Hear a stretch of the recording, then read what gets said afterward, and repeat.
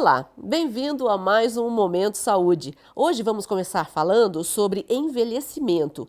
Segundo pesquisa divulgada pelo IBGE, a população idosa ultrapassou a marca dos 30 milhões em 2017.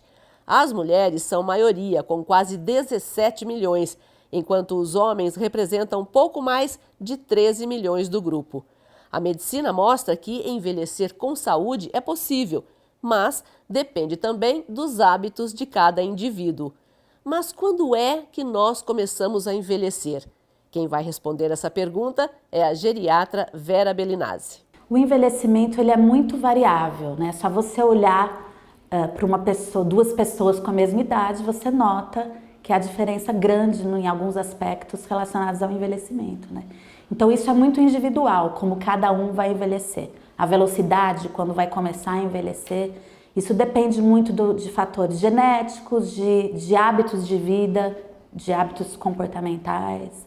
Se ele teve doenças quando ele estava na fase adulta, se ele controlou bem essas doenças, por exemplo, hipertensão, diabetes, né? Como ele se cuidou durante essa fase, tudo isso é muito importante. Quando a gente vai olhar dentro do organismo de uma pessoa, a gente vê que existem tempos diferentes para o início do envelhecimento nos determinados órgãos, né? Então, por exemplo, nos ossos, o envelhecimento dos ossos ele começa a partir mais ou menos dos 40 anos de idade, tá? E ele vai evoluindo gradualmente. Então, esse envelhecimento ele é gradual em todo mundo. Depende do órgão, ele acontece um pouco antes ou um pouco depois. Outro exemplo é a visão, né? A partir de que idade é comum a pessoa ficar com a presbiopia, aquela dificuldade de enxergar perto, né? Mais comum a partir dos 40 anos. Então já é um processo de envelhecimento que já vai acontecendo, tá? Mas ele não é homogêneo, em todos os órgãos acontece a partir da mesmo período ou com a mesma velocidade. Então o envelhecimento cerebral, por exemplo, ele se dá bem mais tardiamente.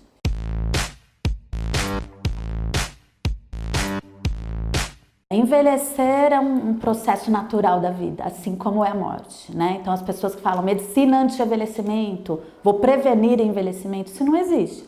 O que existe é a gente batalhar por ter um envelhecimento mais saudável possível, né? Que é o que a gente pode fazer se cuidando da saúde a vida inteira da gente, né? Evitando comportamentos de risco, como eu falei para você, tratando as doenças crônicas. E em relação ao envelhecimento cerebral, o que é muito interessante a dica é manter-se ativo sempre, não só fisicamente, mas intelectualmente, mentalmente, né? Aposentou, agora é a hora de estudar coisas novas, estimular o cérebro em áreas que você não estimulava. Então, por exemplo, aprender um instrumento novo, ou uma língua nova, ou estudar algum curso. Isso é muito bom e isso ajuda a prevenir a deterioração intelectual aí, cerebral, com o avançar da idade. Então isso eu dou sempre essa dica, manter sempre ativo, mentalmente e fisicamente, para ter um envelhecimento mais saudável possível.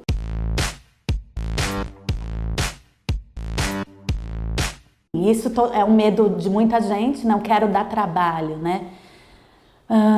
Isso é complicado, porque quanto mais idoso a gente ficar, maior a chance da gente ter alguma dependência de alguém, né? Isso faz parte também da vida. A gente foi cuidado, a gente cuidou e um dia a gente vai ser cuidado. Então eu acho que é muito importante também o que a pessoa, como a pessoa aceita o próprio envelhecimento, né? Se ela já é uma pessoa preconceituosa, já acha que envelhecer é uma droga, não quer conviver com idoso, não tem paciência, e a hora que chegar a vez dela, como que vai ser isso?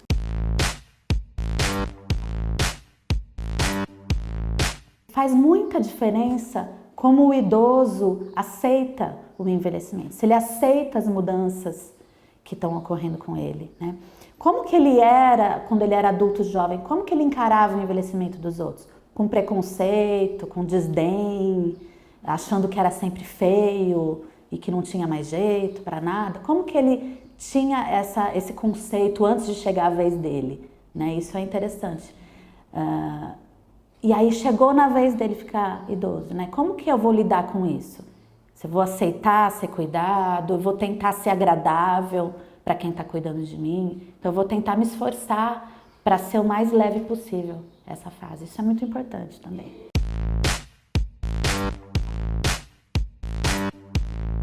Isso é uma mudança cultural, né, que vem acontecendo, graças a Deus. As pessoas estão valorizando mais, estão se interessando mais pelo processo de envelhecimento.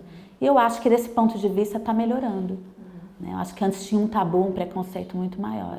E se eu pudesse ter mais tempo na consulta, eu adoraria ficar conversando, ouvir as histórias, que são muito interessantes. E o idoso, ele tem muita riqueza, né, de experiências, de vida.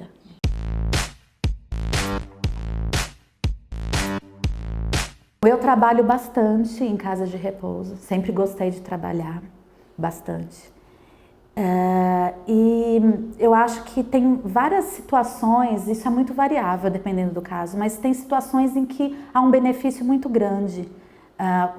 Por exemplo, em casos de um idoso com demência, já uma demência numa fase moderada ou avançada, em que exige muito trabalho, aquele idoso que não pode ficar sozinho, é dependente para todas as atividades do dia a dia, tomar banho, se vestir, comer, às vezes distúrbio de comportamento, e muitas vezes essa família, ela não dá conta de tudo isso, né? Por conta de aspectos psicológicos, às vezes econômicos, porque tem que colocar cuidador, né, de dia, de noite, o folguista, isso custa muito caro.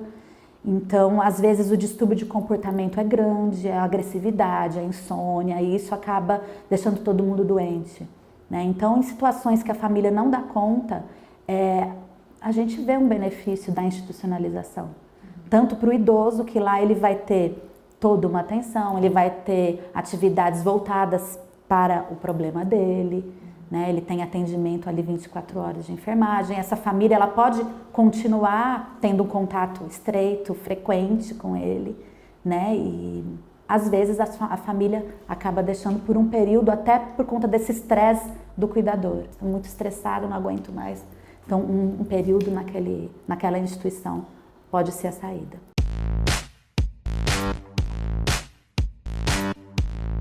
Hoje em dia é cerca de 75,8 a expectativa de vida. Para quem nasce hoje no Brasil, a expectativa é que ele chegue aos 75,8 anos de vida, né? Sendo que as mulheres, em geral, vivem mais que os homens.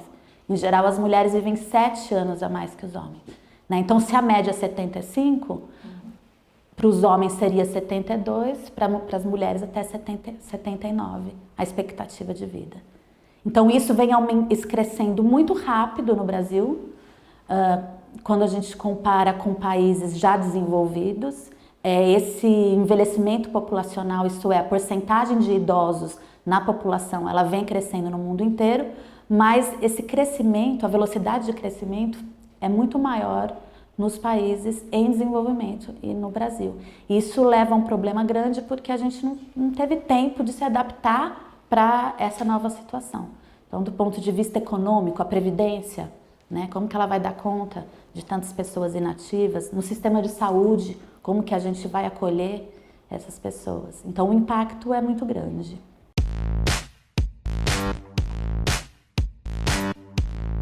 As mulheres vivem mais por alguns fatores. Um deles é porque os homens estão mais sujeitos a mortes violentas pelo próprio comportamento. Segundo fato é o hormônio feminino, o estrógeno, que é um hormônio que protege a mulher de problemas cardiovasculares. A partir do momento que ela entra na menopausa, ela se equivale ao risco com os homens por falta desse hormônio. E um terceiro motivo que o comportamento das mulheres o comportamento delas se cuidarem mais, elas frequentam mais os serviços de saúde, fazem mais os exames preventivos. Tá? E o que acontece nos homens, às vezes eles têm um preconceito de, por exemplo, fazer prevenção contra câncer de próstata, eles não frequentam tão ativamente as atividades de um centro de saúde, por exemplo. A gente volta já.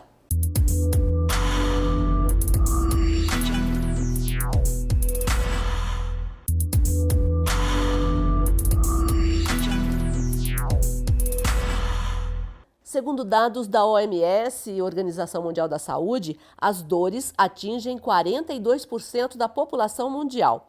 E o mapa da dor crônica no Brasil aponta que as duas dores mais recorrentes são as que atingem a cabeça, ou enxaqueca, e as costas, a lombalgia. Dor nas costas. Esse é o tema desse bloco do Momento Saúde. Quem fala a respeito é o fisioterapeuta Rodrigo Andrade. Que vale a gente ressaltar que a dor nas costas, se a gente pega o maior estudo do mundo, que é o estudo da Lancet, ela é hoje a doença mais incapacitante do mundo, tá? Então ela perde em número de quantidade de pessoas para hipertensão arterial, mas as pessoas vivem bem com hipertensão arterial tomando um remedinho todo dia. Com dor nas costas, muitas vezes ela incapacita demais a pessoa, tá? Então acho que vale ressaltar isso. Um segundo momento, acho que vale ressaltar que a gente tem dois problemas aí da dor nas costas. A gente tem uma causa específica, que ela corresponde a mais ou menos 5% dos casos. Então, aquela dor nas costas que o exame de imagem tem relação direta com o problema com o exame clínico, tá? Então, esse paciente tem um problema estrutural e quando a gente vai testar, ele tem radiação, ele tem perda de urina, ele tem problemas miccionais e de fezes pela compressão aí dos nervos e da medula, né? Ele não consegue ficar na ponta do pé ou nem andar ou no calcanhar, então ele perde a força da musculatura, então e dificuldade de andar. Isso tudo a gente vai chamar, são mais ou menos 5% das dores nas costas específicas.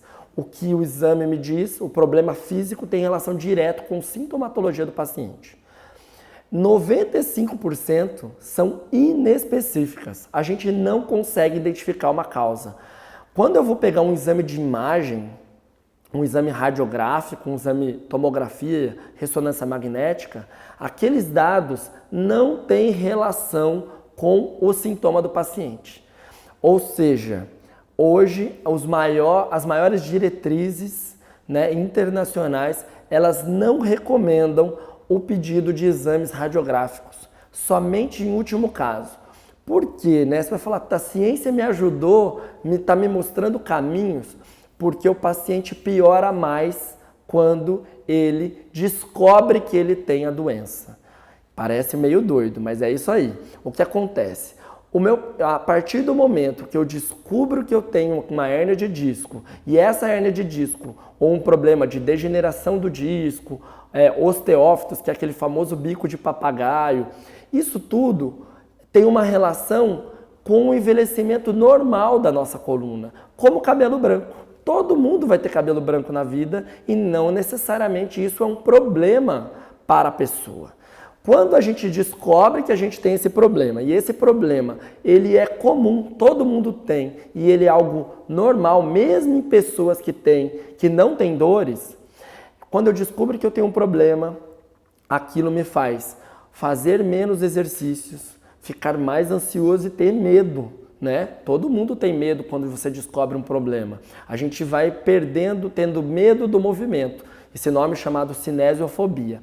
Quando eu tenho mais medo, eu vou ficando mais ansioso, vou tendo mais depressão, eu vou tendo mais problemas de sono, tá? E tudo isso, muitas vezes, tem mais relação, né? Vou ficando inativo, perda de flexibilidade, de força. E esse caminho é muito pior para o paciente. Ele vai entrando num ciclo crônico da doença. E hoje os estudos mostram que a maioria das pessoas que tem problemas agudos, eu tive uma dor, eu tive um problema local ali, 90% desses pacientes vão passar sozinho, chama história natural da doença, ou com medicamento, ou com fisioterapia, ou não fazendo repouso, ou não fazendo nada, tá? 90%. 10% se tornam crônicos. E esse é o grande problema. Quando ele se torna crônico, fica muito mais difícil ele se recuperar. A dor crônica, de fato, ela tem mudanças centrais no sistema nervoso central. Então, o doente crônico, né, a lombalgia crônica, ela faz com que o paciente, de fato, o cérebro manda respostas que ele está sentindo dor, não é algo da cabeça dele. Ele tem esses receptores nociceptivos, né? As sensações das dores. Mas essas dores, elas são cada vez mais difíceis de ir embora, isso que os estudos mostram.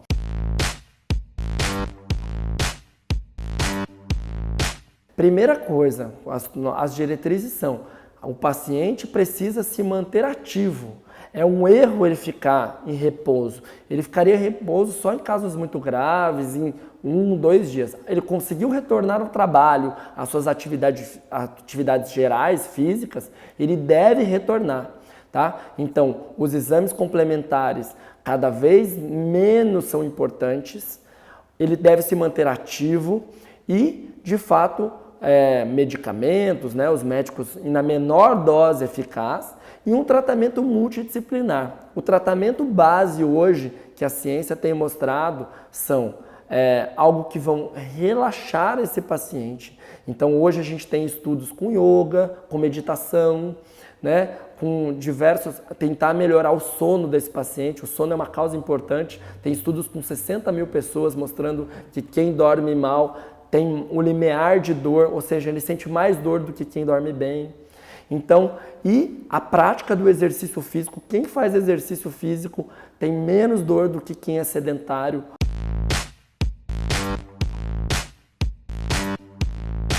Hoje, só para você ter ideia, os nossos adolescentes, eles são mais de 25% mais fracos do que nós éramos. Hoje a gente tem mais idosos, então também faz com que aumente essa prevalência de dor nas costas. E a inatividade, né? Mais de metade da população é inativo. Então, o retorno das atividades físicas. Quando a gente fala do tratamento fisioterapêutico, é sempre importante a educação dessa dor, que é tirar essas crenças e fazer com que o paciente se mantenha ativo, se mantenha cada vez mais com os aspectos emocionais melhor, né? Exercícios da preferência do paciente, veja o que o paciente gosta de fazer e sempre ser ativo. E quando a gente fizer terapias manuais, sempre acompanhado com esses exercícios e com essa educação da dor. Esse é o tratamento base da fisioterapia hoje.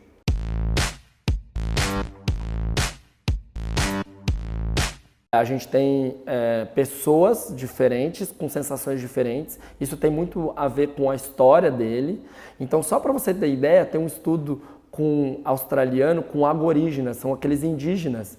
E a prevalência de dor nas costas lá era de 0. Ninguém tinha dor nas costas. Até a população, a civilização chegar até eles. E eles terem conhecimento do que era sentir dor. Olha que estudo até curioso. Então, eu ficar sabendo dos meus problemas me faz mais sentir dor, dormir mal me faz sentir dor, depressões e ansiedades me faz sentir mais dor.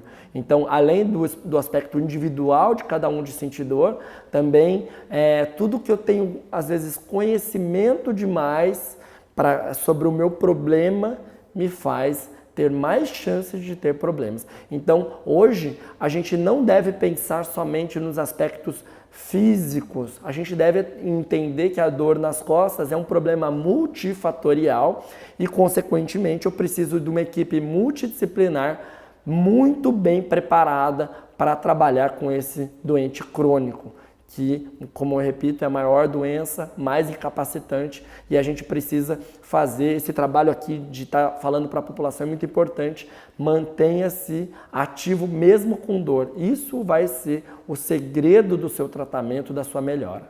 Já já, mais Momento Saúde.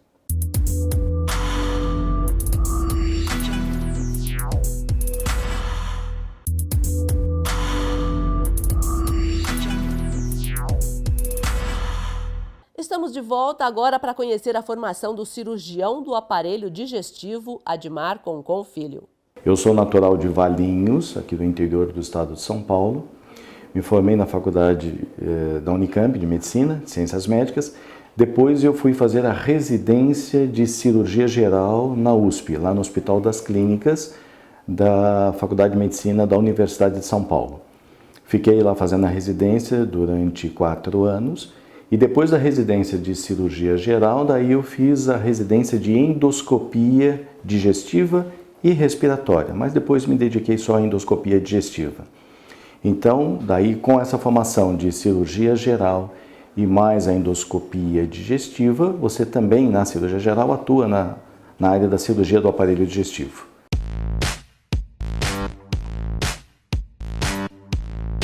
O cirurgião geral e o cirurgião do aparelho digestivo, ele lida com as doenças que afetam o esôfago, o estômago, o intestino delgado, o intestino grosso, o fígado, o pâncreas.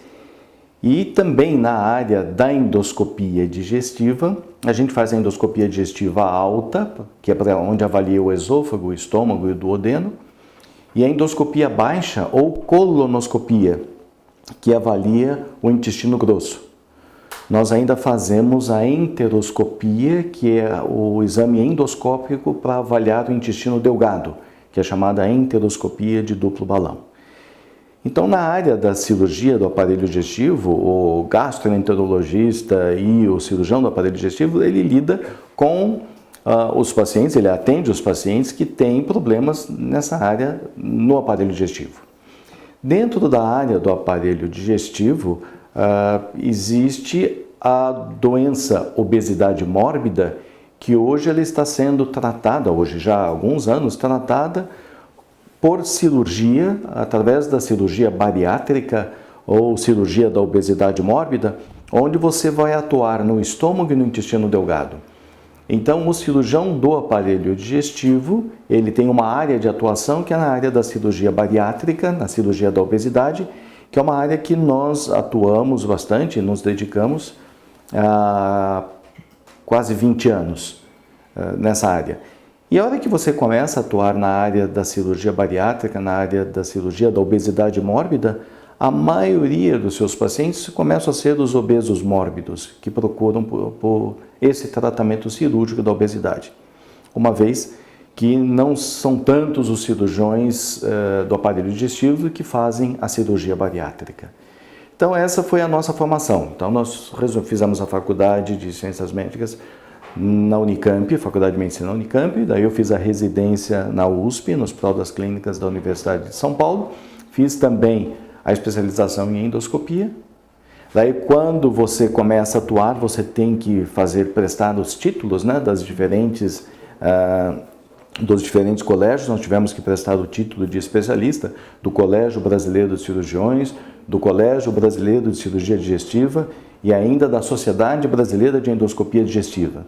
São provas que avaliam a sua formação para ver se você está apto ou não, se você está realmente em condições de atuar. E é uma área muito interessante, é apaixonante e quem atua nela realmente faz com muito carinho, faz porque gosta, exige bastante, como tudo na vida, exige bastante, mas realmente é muito prazeroso.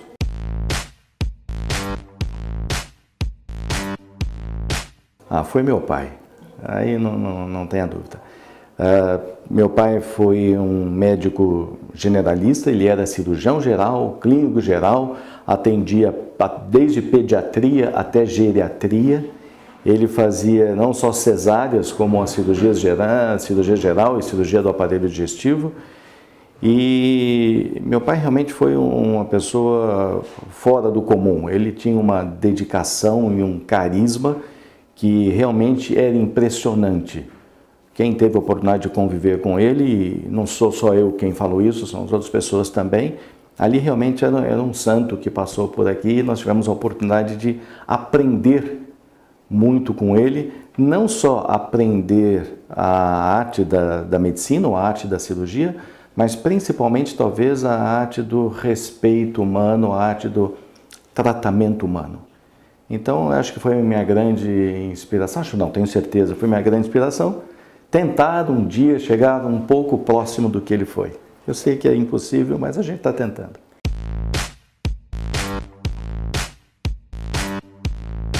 Na área da cirurgia geral, é uma área que você atua, são várias as patologias que precisam do tratamento cirúrgico, né?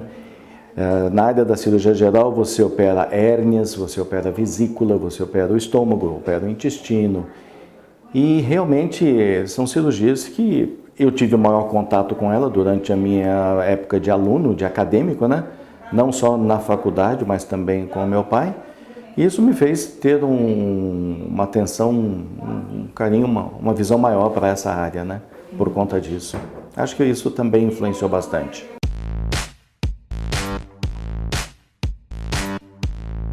Nós temos que estar o tempo todo fazendo congressos, não só congressos nacionais, mas internacionais. Você tem que estar o tempo todo estudando, lendo, porque realmente a quantidade de informações ela é muito grande. E a medicina ela se renova com muita rapidez. E a gente fala que medicina é a ciência das verdades que vão mudando, entendeu? Então você tem que estar o tempo estudando para você estar acompanhando toda essa evolução. Não só na parte teórica, mas talvez e também principalmente na parte tecnológica, né? Hoje toda a tecnologia que está surgindo e que você pode aplicar na medicina, você tem que aprender a usar essa tecnologia para beneficiar do seu paciente. Então você está oferecendo cada vez procedimentos mais complexos e com uma tecnologia que permite que você seja menos invasivo. Então, a partir do momento que você consegue fazer procedimentos menos invasivos, o trauma ao paciente é menor, a recuperação desse paciente vai ser muito mais rápida, a chance de uma complicação ela vai ser menor, sempre existe, mas ela vai ser menor. Então, eu acho que esse estudo constante permite que você acompanhe as novas tecnologias, visto hoje o que está sendo feito por endoscopia. Então, hoje, vários procedimentos a gente consegue fazer por endoscopia, coisa que até alguns anos atrás nem se imaginava que isso seria possível, né? Então, hoje já é possível e já estamos fazendo. O Momento Saúde fica por aqui. Espero que você tenha gostado. Te espero no próximo.